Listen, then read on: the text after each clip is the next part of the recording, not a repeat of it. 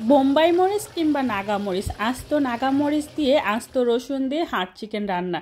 Just কালারটা দেখুন, এত সুন্দর হয়েছে, দেখে হয়তো বুঝতে পেরেছেন। হ্যালো এভরিওয়ান, আসসালামু আলাইকুম। আজকে আপনাদের সাথে শেয়ার করব হাঁড় চিকেন রান্না, সেটা হচ্ছে আস্ত নাগা মরিচ দিয়ে রান্না করব। চলুন তাহলে একটি লাইক দিয়ে ভিডিওটা উপভোগ করা যাক। আমার আম্মু অসুস্থ থাকার কারণে ভাবতেছি যে একটু ঝাল ঝাল করে চিকেন রান্না করি, তাই আস্ত নাগা মরিচ দিয়ে চিকেন রান্না করার জন্য এখানে চিকেনটা ফ্রোজেন ছিল, ভিজিয়ে রেখেছি। সেই সাথে মসুরের ডাল ভুনা করব, আর যা যা লাগবে সব কিছু গুছিয়ে নিয়েছি। প্রথমে একটা ফ্রাই প্যানের মধ্যে তেল গরম করে দিয়ে দিচ্ছি রসুন কুচি, সেই সাথে পেঁয়াজ কুচি। এবার এগুলো একটু নেড়ে চেড়ে নিতে হবে, একটু ব্রাউন কালার হওয়া পর্যন্ত নাড়তে হবে, একটু পিঙ্কিশ কালার হতে হবে, তাই না? পেঁয়াজ রসুনটা যখন একটু ব্রাউন কালার হয়ে আসবে সেই পর্যায়ে দিয়ে দিচ্ছি আদা রসুন পেস্ট। আদা রসুন দুটো আমরা একসাথে ব্লেন্ড করে রাখি, তো এই জন্য একসাথে দিয়ে দিয়েছি। এবার দিয়ে দিচ্ছি একটু পানি, কারণ শুকনো মশলা দিব। শুকনো মশলা একটু দেওয়ার আগে সুন্দর করে নেড়ে চেড়ে নিচ্ছি। তারপরে দিয়ে দিচ্ছি স্বাদ মতো নুন। প্রথমে নুন দিয়ে দিচ্ছি পরিমাণ মতো, সেই সাথে দিয়ে দিচ্ছি হলুদের গুঁড়ো, লাল মরিচের গুঁড়ো, ধনিয়া গুঁড়ো। এই মশলাগুলো প্রতিটা রান্নায় চাই, তাই না? তো যাই হোক, প্রতিটা রান্নার মধ্যে যেহেতু প্রয়োজন, তো যাই হোক এই মশলাগুলোই দিয়ে দিচ্ছি। সুন্দর করে কষিয়ে নিতে হবে। সেই পর্যায়ে দিয়ে দিচ্ছি কিছুটা কাঁচামরিচ ফালি। কাঁচামরিচটা মাছ বরাবর একটু চিড়ে নিয়েছি, তো এখন একটু নিয়েছে দিয়ে দিচ্ছি মসুরির ডাল, যেটা আগে থেকে ভালোভাবে ধুয়ে ক্লিন করে রেখেছিলাম। আপনারা চাইলে অনেকটা সময় নিয়ে ভিজিয়ে রাখতে পারেন।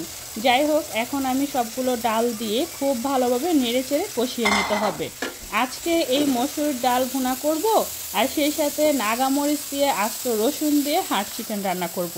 তো সেটাই আপনাদের সাথে শেয়ার করব। আর আমার আম্মু একটু অসুস্থ থাকার কারণে রান্নাগুলো করতেছি, তো আপনারা সবাই আমার আম্মুর জন্য দোয়া করবেন, ঠিক আছে? ভালোভাবে কষিয়ে আমি দিয়ে দিচ্ছি এখানে পরিমাণ মতো পানি, যতটুকু পরিমাণ লাগবে আর কি ততটুকুই দিয়েছি।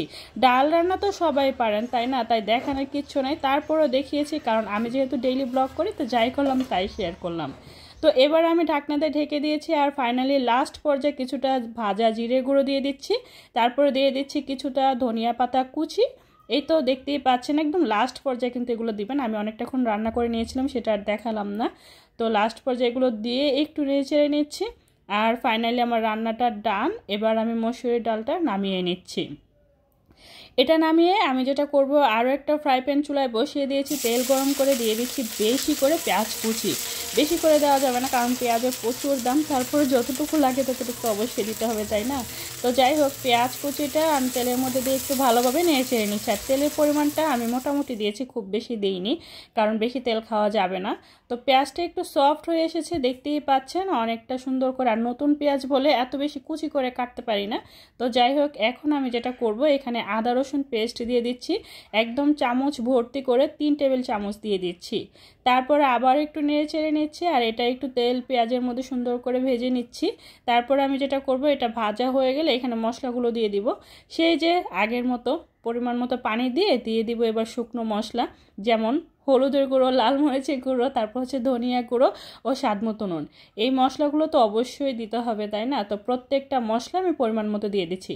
অনেকে বলেন যে আপু আপনি একটু বেশি হলুদ খান। আসলে তরকারি কালারফুল না হলে আমাদের বাসায় কেউ খেতে চায় না।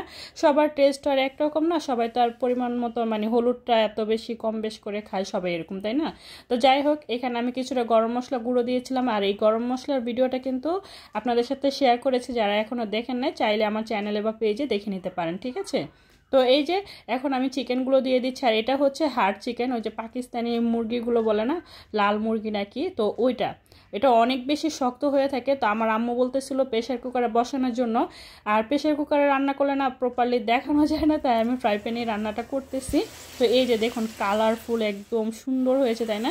এখন এটা খুব ভালোভাবে কষিয়ে নিচ্ছি, প্রায় অনেকক্ষণ কষিয়ে নিয়েছিলাম, প্রায় 30 থেকে 25 মিনিট এরকম মানে টাইম নিয়ে এটা আমি কষিয়েছিলাম।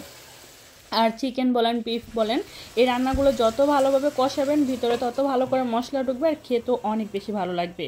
নতুন আলুর সিজনে যদি একটু আলু না দিই তাহলে কি হয় বলেন? তাই একটু আলুও দিয়ে দিচ্ছি। আর নতুন আলু যতদিন থাকে ততদিন আমি আলু খাই, যখন পুরান হয়ে যায় তখন আমি আর খাই না। কারণ পুরান আলু আমি একদমই পছন্দ করি না কোনো কিচ্ছুতে না। তো যাই হোক, নতুন আলু দিয়ে এটা আবারও কিছুক্ষণ কষিয়ে নিচ্ছি ঢাকনা দিয়ে ঢেকে। তারপর এটা অনেকটা সময় নিয়ে কষানো হয়ে গিয়েছে, দেখতেই পাচ্ছেন। এবার আমি যেটা করব, এখানে পরিমাণ মতো ঝোল দিয়ে দিব, কারণ হার্ড চিকেন একটু সময় নিয়ে রান্না করতে হবে। আর প্রপারলি ঝোলটা যদি একটু ঘন গাঢ় না হয় তাহলে ওই ঝোলটা কিন্তু খেতেও ভালো লাগে না।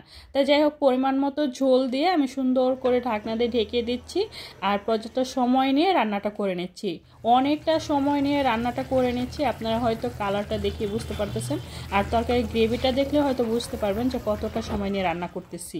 তো এই পর্যায়ে আমি যেটা করব, ঢাকনা তুলে কিছুটা আস্ত রসুন দিয়ে দিব। আস্ত রসুন শুধু আমি একাই খাই, কারণ আমার অনেক বেশি ভালো লাগে।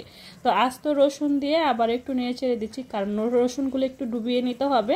তো এই যে ফাইনালি এই রসুনগুলো সুন্দর করে ডুবিয়ে নিচ্ছি, দেখতেই পাচ্ছেন।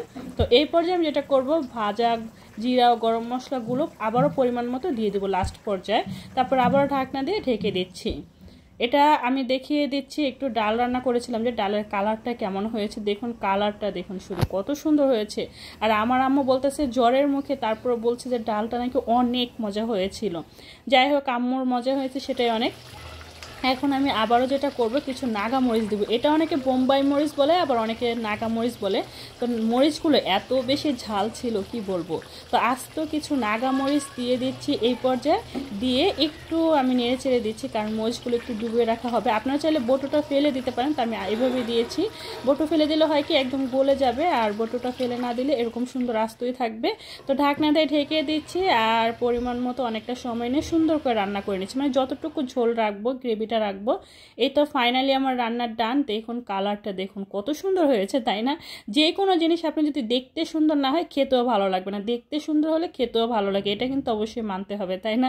যাই হোক, এবার আমি গরম গরম খাবো, কারণ যে কোনো মজার তরকারি রান্না করলে গরম গরম না খেলে আমার ভালোই লাগে না। প্রথমে আমি নিয়ে নিচ্ছি হার্ড চিকেন, সেই সাথে নতুন আলু, তারপরে নিয়ে নিচ্ছি আস্ত রসুন, এবার আমি নিয়ে নেব আস্ত বোম্বাই মরিচ বা নাগা মরিচ। আচ্ছা, কে কী নামে ডাকান কমেন্ট করে জানাবেন, ঠিক আছে? আর গ্রেভিটা দেখুন জাস্ট অসাধারণ। এই চিকেনটা রান্না করলে আমাদের বাসার কিচ্ছু চাই না, ডালটা অযথা রান্না করেছিলাম।